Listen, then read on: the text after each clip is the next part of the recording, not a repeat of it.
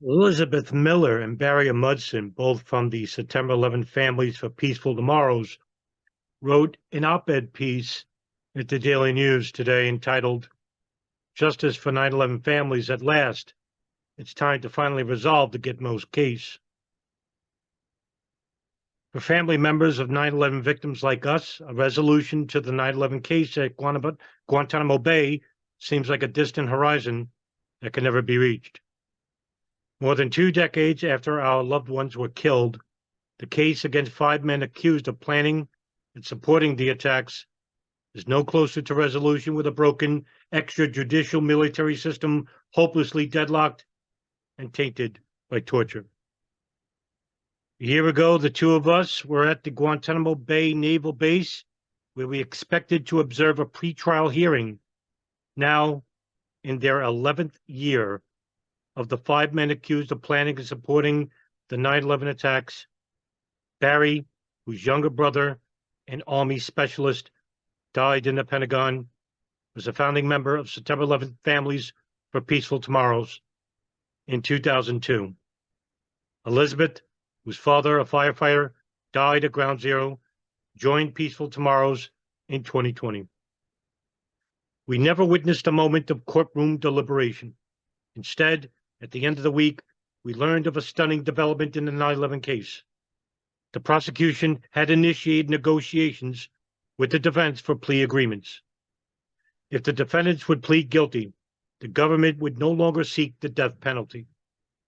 A year later, these negotiations have stalled. Like other members of Peaceful Tomorrows, we believe that plea agreements represent the best and perhaps only path to ending the 9/11 case and securing some semblance of justice. The Biden administration must urgently move them forward and bring the military commission system to a close. September 11th Families for Peaceful Tomorrows is a 9/11 family organization founded in 2002 to support nonviolent responses to the attack that breaks the cycles of violence produced by war and terrorism.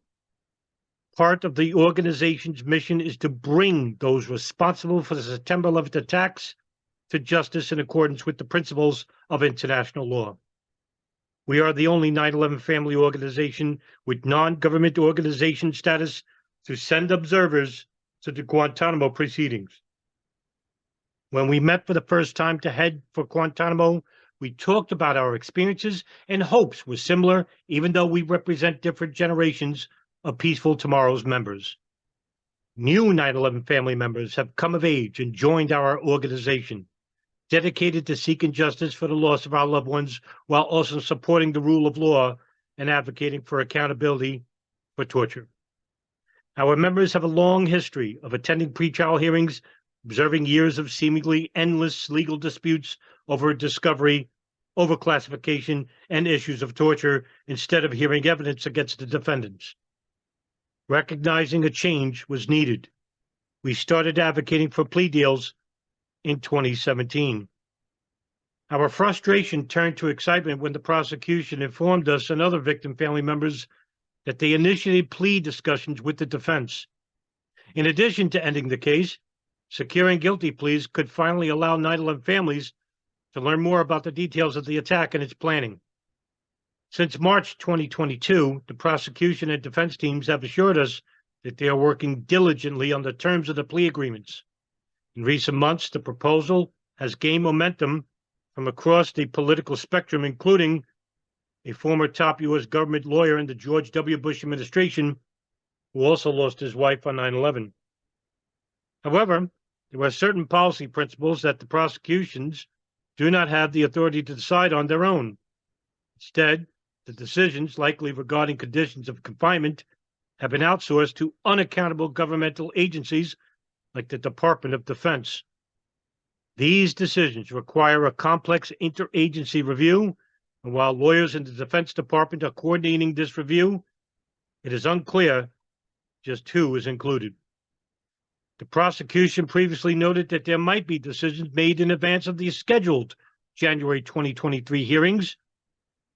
That time has come and gone, and still we have seen no progress or answers about these policy principles.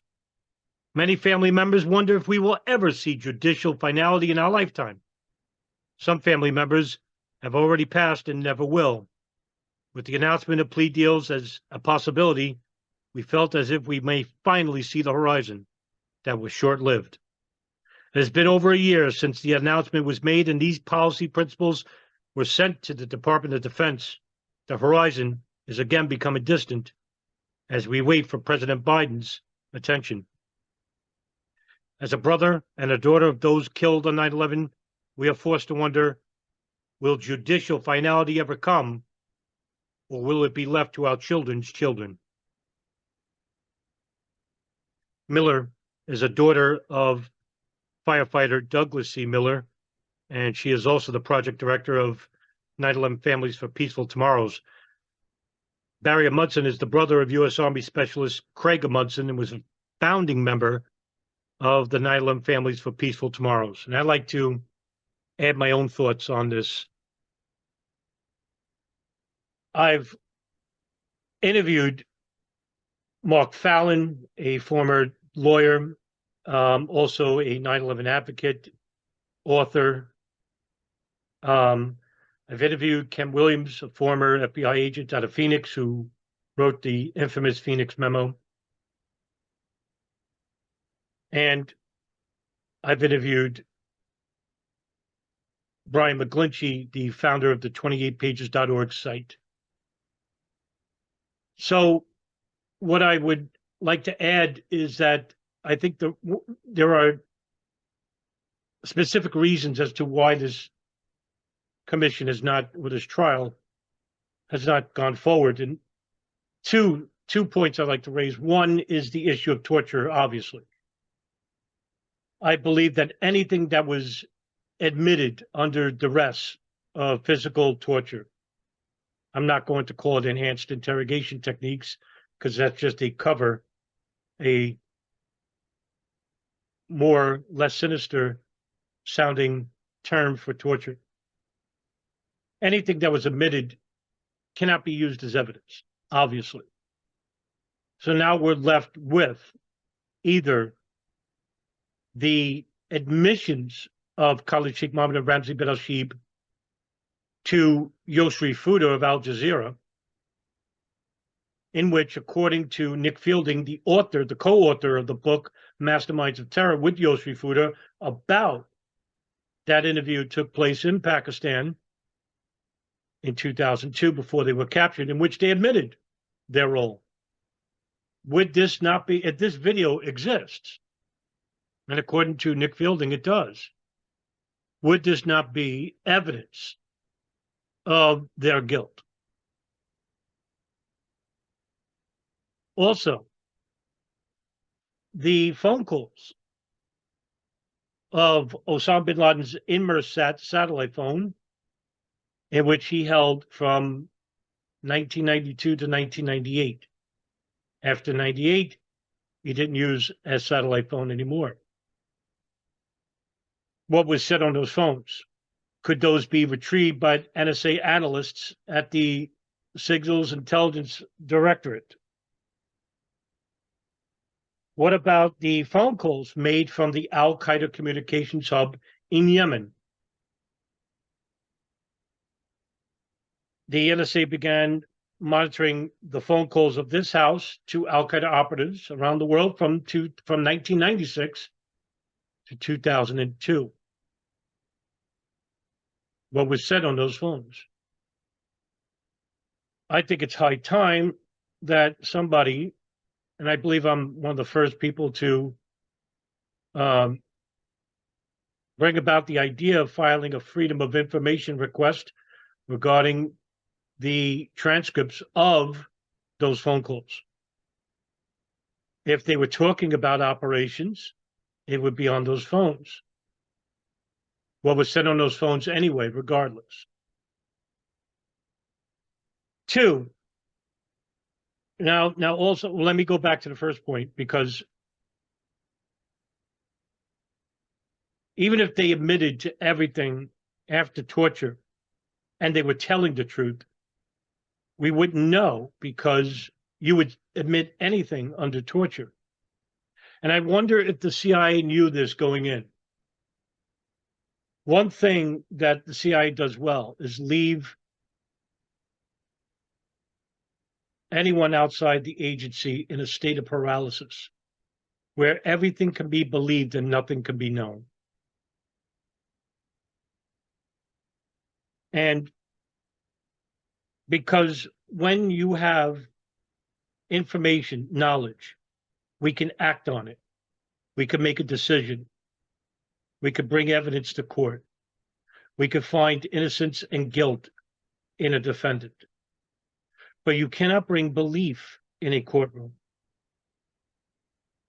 So this leads us into a state of paralysis, if you will, where we cannot act and we are left to our own desires and fantasies and conspiracies.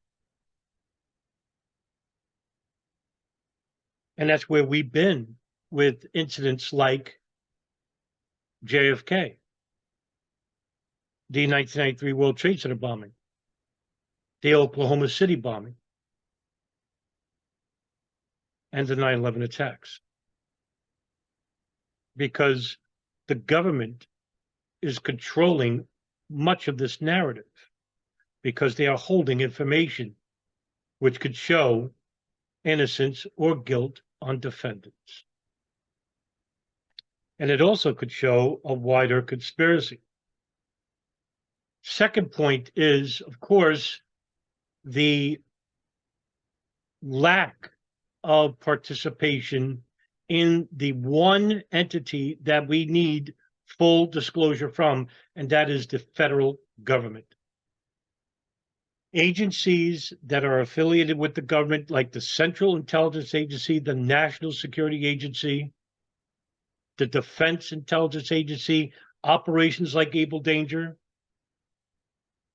the CIA's Bin Laden unit, the Bin Laden issue station, counterterrorism station. We need all of the declassified material and the classified material declassified. To hell with state secrets.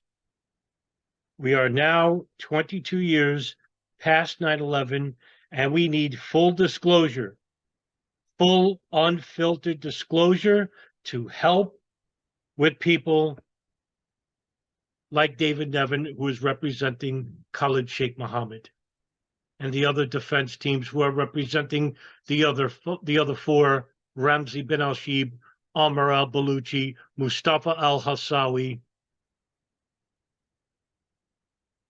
and Tawfiq bin Attash, also known as Khalad.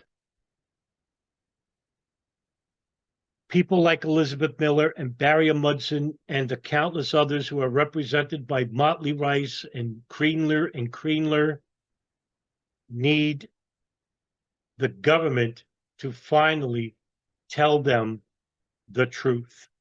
So if you did have a document saying on such and such a day, Khalid Sheikh Mohammed said he was responsible for 9/11, at the minute, if he had been waterboarded for 4 days before that statement was made, are you able to discover that? Well, no. We simply have fairly vague summary statements of what our clients are supposed to have said, but none of the atmospheric detail that surrounds them making those statements. And so you know that if we had some time with you on a waterboard, we could probably, before very long, get you to admit that you were the mastermind of 9/11. It is the independent duty of the defense to conduct its own thorough investigation. And if the defense does not do that, they are not being ethical. And what would you say to people, as many people have said, you're against the death penalty, you're against trial like this by military commission, so you're just dragging this out as long as you possibly can? That's absolutely incorrect. We're doing what's necessary to make the case be a fair prosecution. And it has to be a fair prosecution. It doesn't make any difference how big the case is, how awful the circumstances of 9/11 were. It's a criminal prosecution in the United States of America, and it